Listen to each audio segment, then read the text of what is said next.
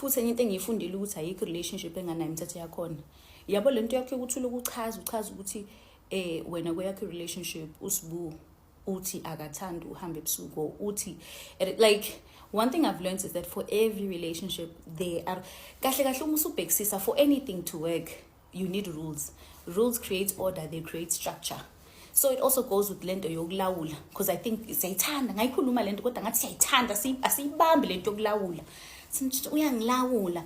Rules were meant ukuthi kube khona iorder endaweni. Uyabona nje usafunda ecrash kwakwazi ukuthi kunesikhathi sokudla kunesikhathi sokulala babenifundisa istructure babenifundisa iorder wahamba eprimary nafundisa ukuthi mayade nisebenzisa ama crayon uthisha nifundisa ukuthi qoqani niphinisele wenifundisa istructure neorder wahamba high school. I remember in my high school I went to an all girls school sasifaka amashirt amhlophe so sasingavumelekile ukufaka obra firstly abelace noma sifake obra abawukhala uthisha nje a female teacher would come to you akubuza ukuthi uyazi ukuthi code of conduct ithini ithi awuvumelekile ukuthi ufake uyabona akubhalela incwadi abhalela abazali bakhe atshela abazali bakhe ngoba ibona phela bakuthengela izinto you know.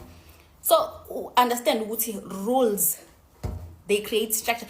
Manje ngiunderstand mina lento uma senizothi mina nje ngifuna umuntu angilawo kanti wena uqhame wekhaya njani ngoba phela nawe khona ama rules ozowabeka in place khona nawo ama rules like musana uchaze yabona.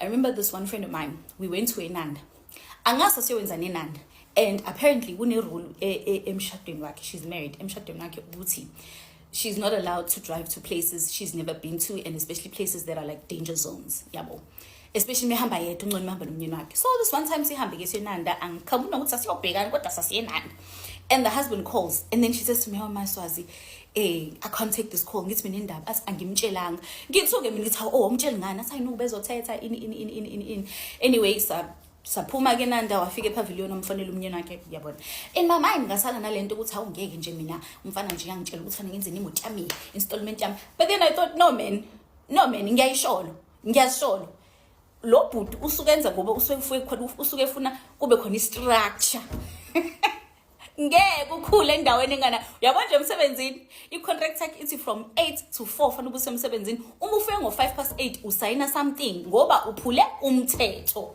Rules create structure even in a relationship.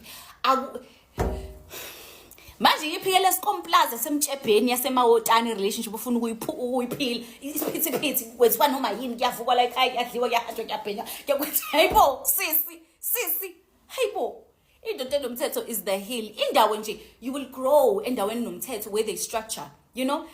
Buka emsebenzini for example kuzoba nomthetho ukuthi if kube ne-internet policy if you want to go through the internet hambe ku-internet ubuka into ofuna uyibuka kodwa during working hours uphusha umsebenzi awuyi ku-internet kuba i-warning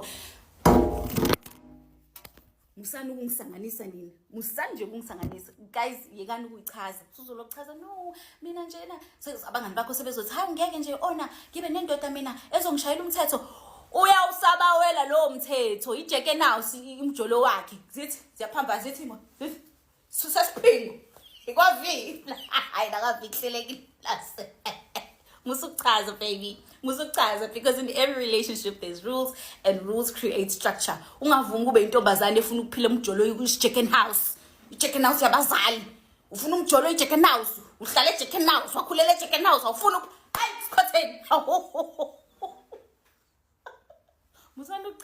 every relationship has rules and rules are meant to help us create structure and order you know.